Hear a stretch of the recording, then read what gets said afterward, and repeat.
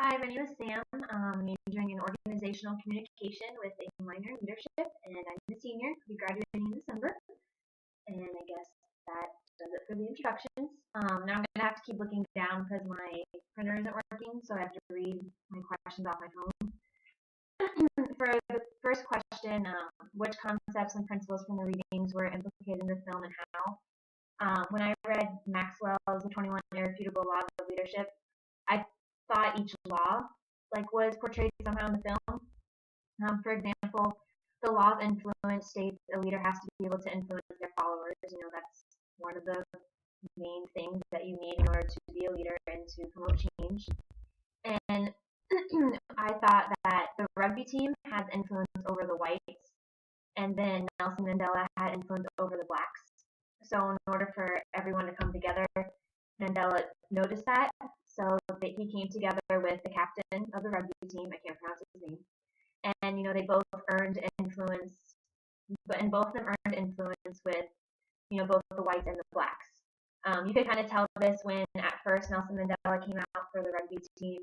There were some boos and just a few cheers, and then at the end during the World Cup, everyone was cheering for Mandela. So you could definitely see that transition through the movie.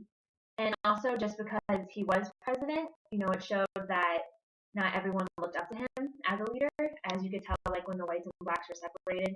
And you can even tell that now with Republicans and Democrats and all that politics stuff. And the law process was something else that I saw, and that states you have to keep working on something every day, to get better. And you have to keep practicing, your leadership, and just as Maxwell stated. And Mandela asked for advice all the time, I feel throughout the movie, for leadership and what he should do in certain situations. He asked the captain what his idea of leadership was, and so that always showed he was willing to take more in. And then also in terms of rugby, the captain worked harder and harder every single day and showed that he was leading by example, which is something he told Mandela that that's what he believes in. A leader should lead by example and show his team what to do. And you can definitely tell the team changed while he was doing that. They would look at him and see how hard he was working.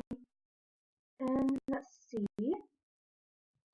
And Mandela also talked about how he continually referenced how prison had changed him and how he watched people in prison and learned about them. So I think that's definitely something to notice too, because when he was in prison, he didn't just give up. He kept looking at people and practicing that poem that he read. He kept going over and over in his head to make sure that he kept living it. And one of the other laws, the law of lid, states that in order to create effectiveness, you need a leader as well as dedication and success. And I think the captain definitely gained leadership after talking to Mandela, because he realized that rugby could be so much more than just a sport for his country.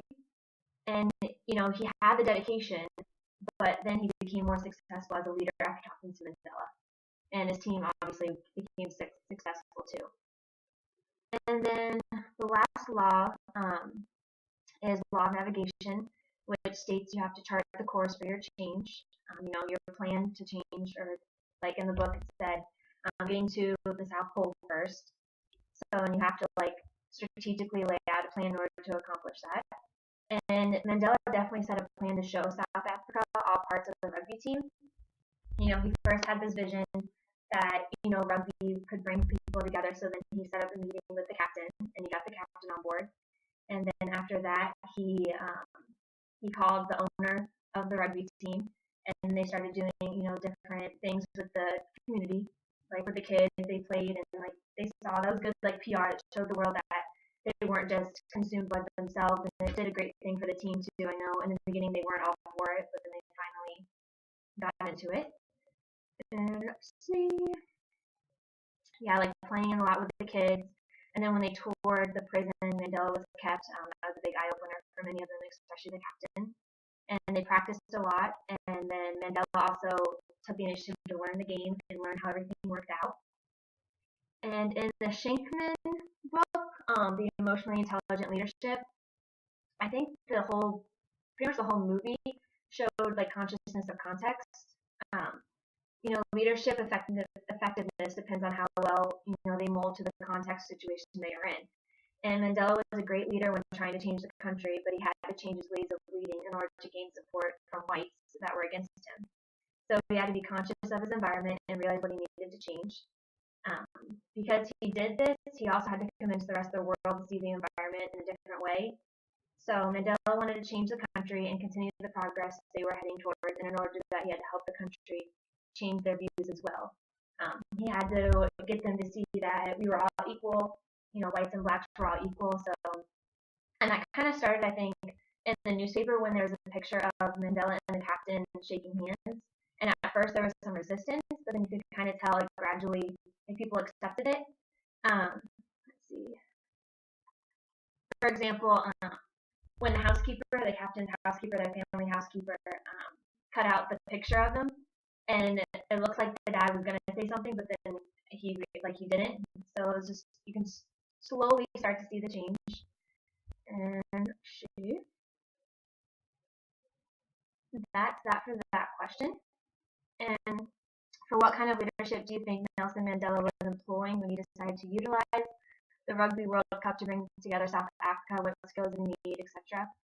I said he was using relational leadership. His country was separated, so he needed some type of event they could all relate with and come together. He had to learn the game and learn to still keep their traditions, even while trying to start his own to move forward with the new South Africa, such as the new flag, the colorful flag. He had the relationship with blacks, but needed a relationship with whites, so he sought out the captain. He had to learn to put aside differences and not seek revenge, even though he was in jail for 30 years. People in his own administration even questioned his reliability of rugby, but they still stood by him and trusted him because he had proven himself in the past. And in the first meeting with PNR, whatever that is, Mandela tells him a leader's job is to get followers to believe they are capable of doing more than they think possible.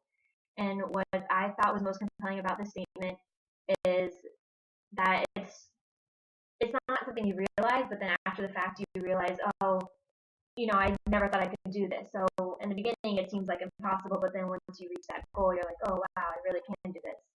And he shows us by bringing together a country that never thought they would be able to come together. The blacks just sought revenge for everything the whites did to them, so Mandela had a hard task ahead of him. He had to stick to his morals and try to instill the same morals in his country. A leader is there to help motivate you and guide you to the end result, and they have to accomplish this goal by having a plan and being able to have followers from past experiences. Now, Nelson proved that to the people by changing how the country was and becoming president to lead them through a journey, and none of them thought that was possible. And how do you think Mandela's time in prison helped to shape his approach to his position as president and reuniting his country? There is no doubt in my mind that Mandela had a hard time forgiving the whites because they are the ones who put him in prison for 30 years. It ruined his family, and now he rarely sees his daughter and his wife, left him. However, he learned a lot in prison about himself and about others. He studied people, and that poem changed his life. Throughout the movie, he references times in prison in that poem. He truly lived by it and truly believed in it. And what separates the people who endure traumatic circumstances between those that are broken by the experience and those that rise and triumph from them? The people that are broken by experiences will use that as an excuse to stay where they are and basically just give up. Like, they won't try to do anything. They'll just use that as an excuse. No matter how many times people try to motivate them, they'll be like, oh no, I went through this, so I have a rough life. However, people that rise above their circumstances and learn from it are the ones you hear about. They are the ones that inspire children who come from low-income families or really bad environments to go to college or play a professional sport or become a CEO of a company or start a nonprofit organization. Just they are the ones that get out there. They don't let the circumstance drown them. Instead, they let it motivate them to be a better person and inspire others. All right. And about the poem, I did this really bad picture. You can see it. It's basically when I thought of the poem, I just thought about choosing to pass. For Mandela, he was in prison, so he was already in a bad place. But then he decided that he was going to choose.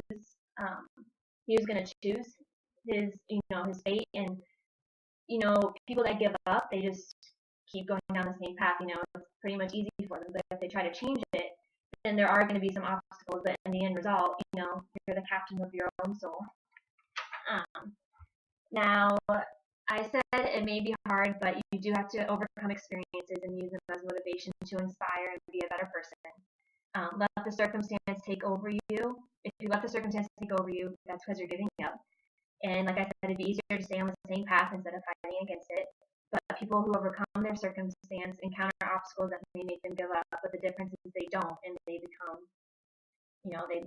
great. They change the lives of others, and people look up to them. And the some of the lines that definitely stood out for me were, out of the night that covers me, black as a pit from pole to pole. That's why I chose like the darkness, because I just thought it was like a dark place. And then my favorite parts were, of course, the end, which were master of my fate and captain of my soul. And that's it.